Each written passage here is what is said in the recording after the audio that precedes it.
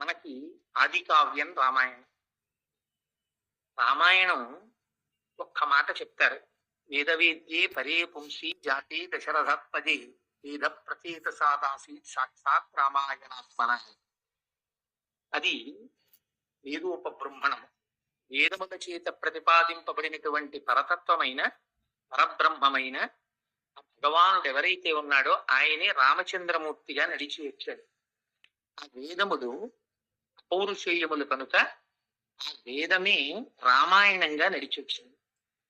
అయితే వేదము రామాయణంగా నడిచొచ్చి వేదము చేత ప్రతిపాదింపబడినటువంటి పరబ్రహ్మము రామచంద్రమూర్తిగా నడిచొస్తే మనకి కలిసి వచ్చేది ఏమిటి?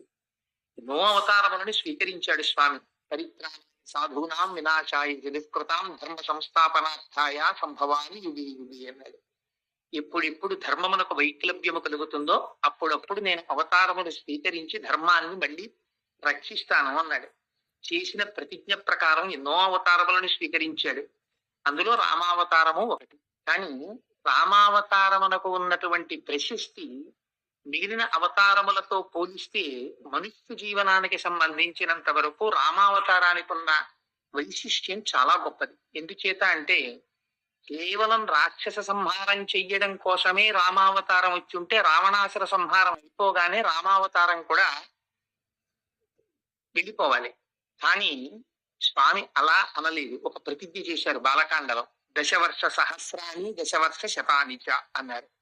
నేను 11,000 సంవత్సరములు ఈ భూమండలం మీదుండి ఈ భూమండలాన్నంతటినీ పరిపాలిస్తాను. దీని కొరకు అంటే ఒక మనుష్యుడిగా బ్రతకడం ఎలాగో నేర్పడం కొరకు. మీరు ఒక్క విషయం చాలా జాగ్రత్తగా జ్ఞాపకం పెట్టుకోండి. రామచంద్రమూర్తి రామాయణంలో తండ్రి గారిని చాలా గౌరవించాడు. ఆయన భగవానుడు కనుక గౌరవించాడు.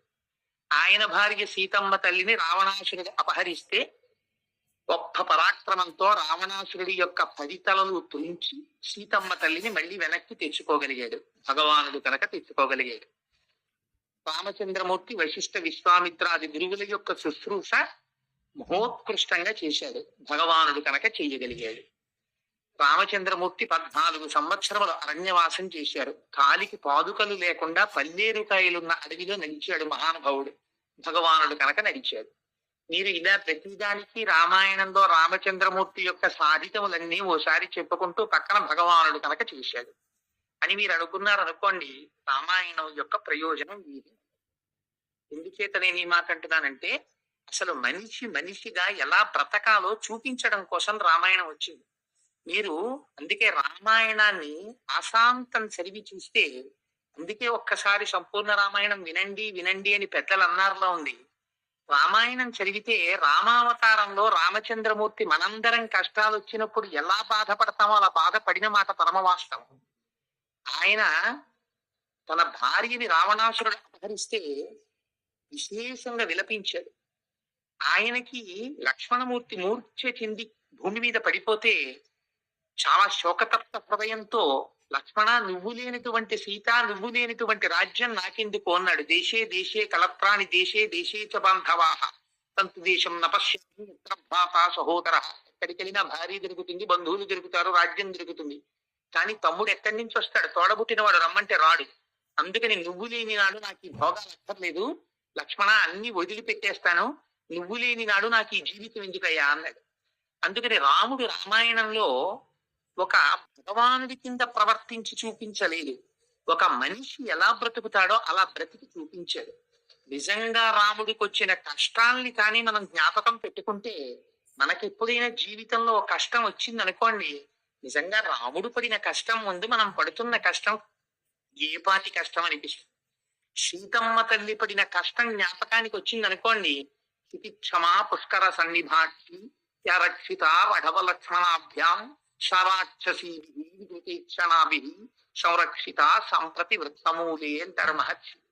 అంతటి తల్లి అయోనిజ దశరథ మహారాజు గారి పెద్ద కోడలు, రామలక్ష్మణుల చేత రక్షింపబడవలసినటువంటి తల్లి, ఎక్కడో అంతఃపురంలో ఉండవలసినటువంటి అమ్మ. అటువంటి తల్లి ఒక రాక్షసుడి యొక్క అంతఃపురం వెనకాతల ఉన్న ప్రమదావనంలో ఒక శిశుపా వృక్షం కింద 10 నెలల పాటు చిరిగిపోయినటువంటి చీర కట్టుకుని జుట్టు ముడి కూడా వేసుకోకుండా తల్లి ఆ రోజున మట్టిలో పడుకుని అంత బాధ పడిందంటే సీతమ్మ తల్లికి వచ్చినటువంటి కష్టం ముందు మనం పడుతున్నటువంటి కష్టాలు ఏ పాటి. అంతటి కష్టంలో కూడా రాముడు విడిచిపెట్టనివి ఏవైనా ఉంటే రెండు. ఈ రెండిటిని మాత్రం రాముడు ఎన్నడూ విడిచిపెట్టలేదు. అందుకే ఇది రామాయణం అయింది.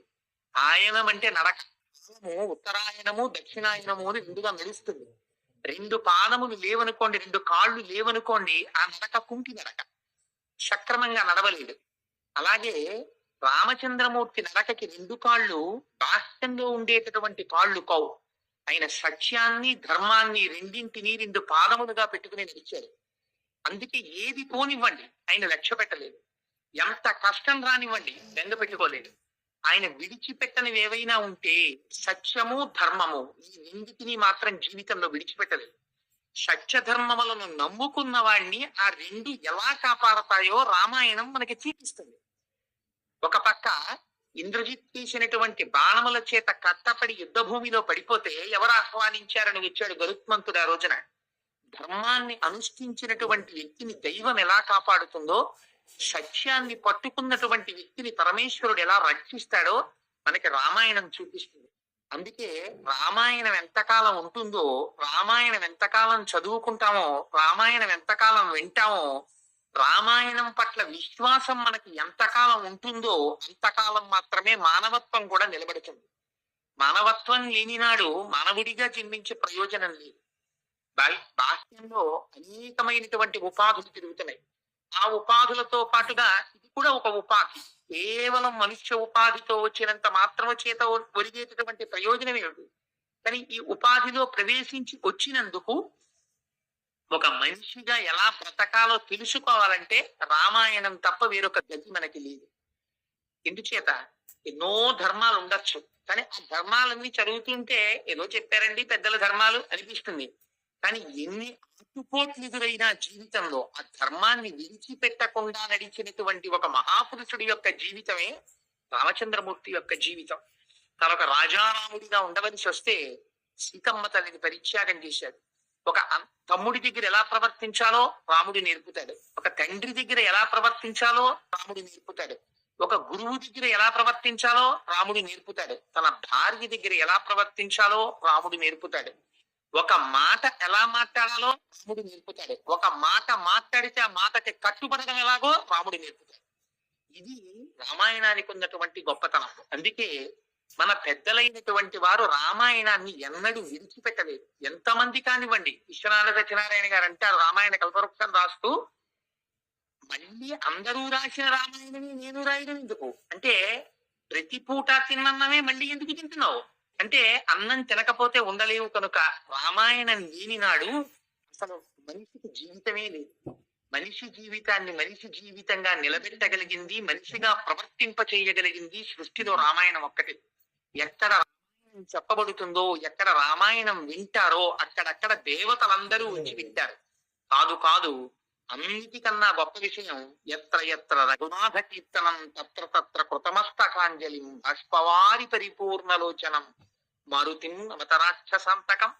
ఎక్కడైనా రామాయణం వినపడితే చాల్ట, రామకథ వినపడితే చాల్ట, రామనామం వినపడితే చాల్ట, స్వామి హనుమ ఏదో ఒక రూపంలో వచ్చి కన్నుల వెంట నీరు కారిపోతుండగా పొంగిపోతూ అందరికన్నా ముందొచ్చి తెలియచ్చు తెలియకపోవచ్చు ప్రాంగణంలో ఎక్కడో ఒక చోట కూర్చుని కథాకాలక్షేపం పూర్తయిపోయిన తర్వాత వెళ్ళలేక వెళ్ళలేక వెనక్కి తిరిగి చూస్తూ కన్నుల నీరు కారుస్తూ వెడతారట.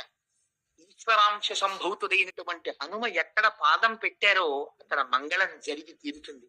ఎక్కడ రామనామం చెప్పారో అక్కడ మంగళం జరిగి తీరుతుంది. ఎక్కడ సీతమ్మ తల్లి యొక్క వైభవం కీర్తింపబడిందో అక్కడ మంగళం జరిగి తీరుతుంది.